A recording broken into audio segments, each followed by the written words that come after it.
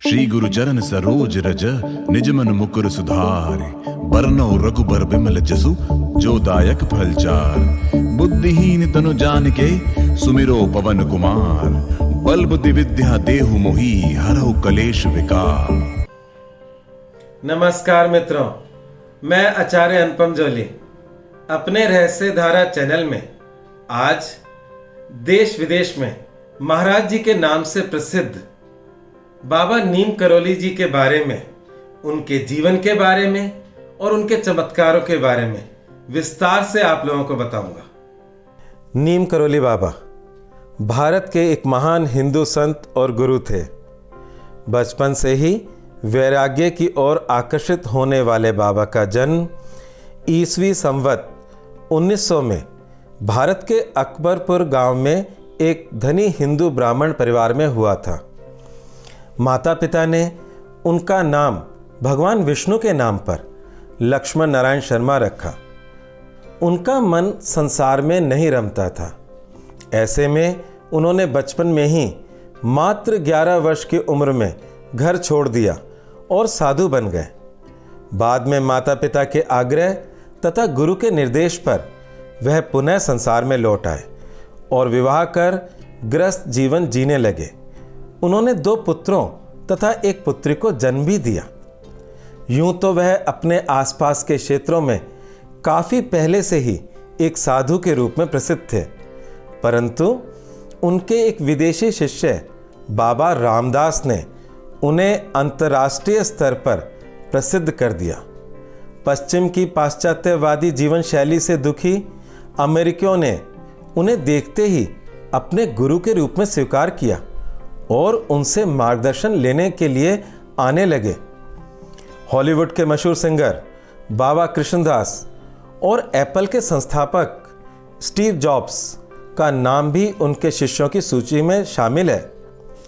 आज भी देश विदेश में उनके आश्रम हैं, जहां श्रद्धालु उनका आशीर्वाद लेने के लिए आते हैं। बाबा की सबसे बड़ी खास बात यह थी कि वे अपने शरीर पर तिलक, माला आदि धारण नहीं करते थे, परंतु एक कंबल हमेशा ओढ़े रहते थे। उनका स्वभाव, वेशभूषा इतने सरल और साधारण थे कि उन्हें देखकर अंदाजा ही नहीं होता था कि वे एक महान सिद्ध पुरुष हैं। महाराज जी लोगों को अपने पैर छूने से मना करते थे।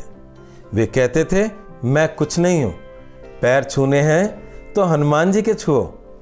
उन्होंने अपने जीवन काल में 2 आश्रम बनाए थे, पहला वृंदावन में और बाद में कैंची धाम में।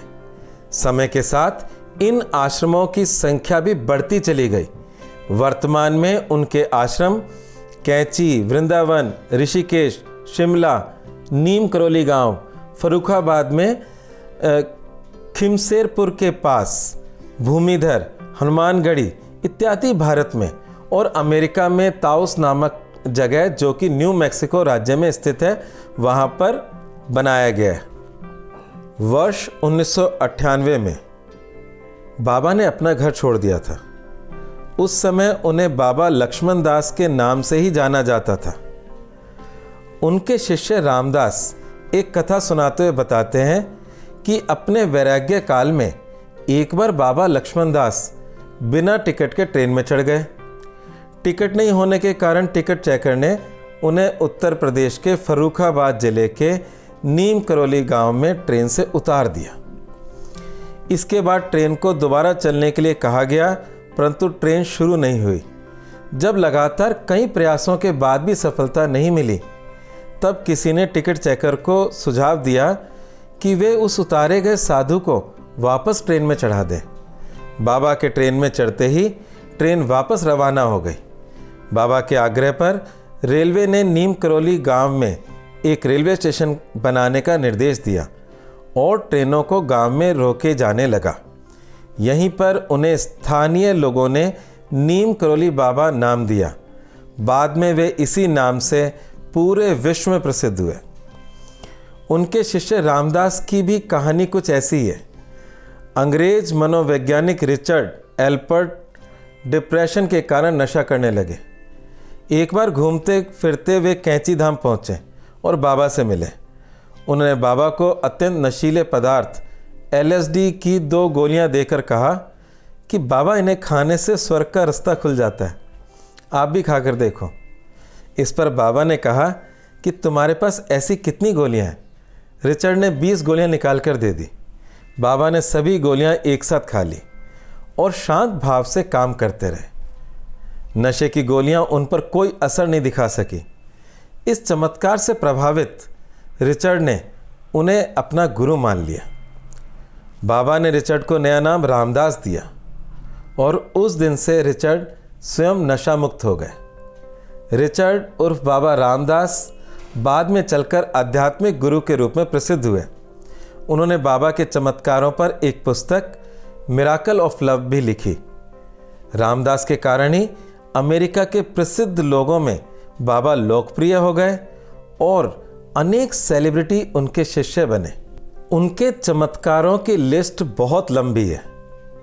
इसी तरह एक बार वह फतेहगढ़ में रहने वाले अपने एक बुजुर्ग दंपत्ति शिष्य के घर पहुंचे और कहा कि वह उनके यहीं रुकेंगे। दंपत्ति बहुत प्रसन्न हो गए।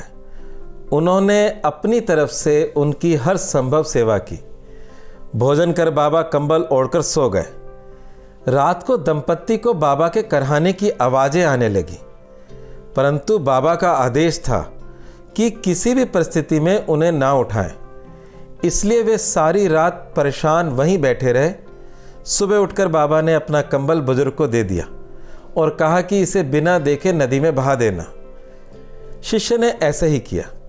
इसके बाद बाबा उनके घर से चले गए और जाते जाते कहा कि तुम्हारा बेटा 1 महीने बाद वापस आ जाएगा।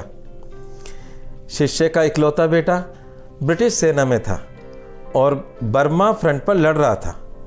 1 महीने बाद जब बेटा घर लौटा तो उसने बताया कि एक रात सेना की उनकी टुकड़ी जापान सेना से चारों ओर से घिर गई थी।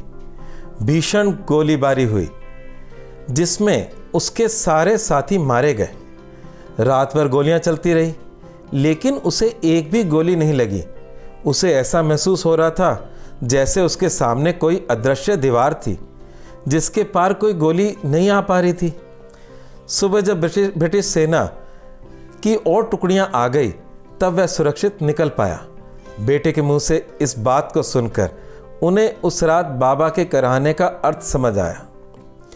अपने वैराग्य काल में बाबा पूरे उत्तरी भारत में घुमक्कड़ की तरह घूमते रहे। इस दौरान उन्हें कई नाम मिले, जिसमें बाबा लक्ष्मण दास, हांडी वाले बाबा और तिकोनिया वाले बाबा भी शामिल हैं। गुजरात के वावनिया मोरबी में तपस्या करने पर उन्हें तलैया बाबा के नाम से जाने जाना लगा। अपने वृंदावन आश्रम में वे चमत्कारी बाबा के नाम से पहचाने गए। नीम करोली बाबा अथवा महाराज जी प्रसिद्ध शिष्यों में आध्यात्मिक शिक्षक रामदास, बी हियर नाउ के लेखक और लेखक व ध्यान शिक्षक लामा सूर्यदास और सिंगर व संगीतकार जय उत्तल और कृष्णदास शामिल हैं।